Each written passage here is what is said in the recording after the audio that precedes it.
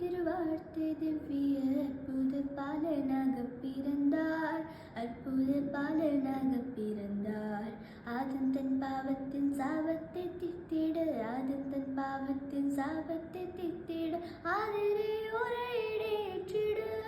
மாசற்ற ஜோதி திறத்துவத்தூர் வஸ்து மரியா கண்ணீட முதித்து, மரியா கண்ணீட முதித்து,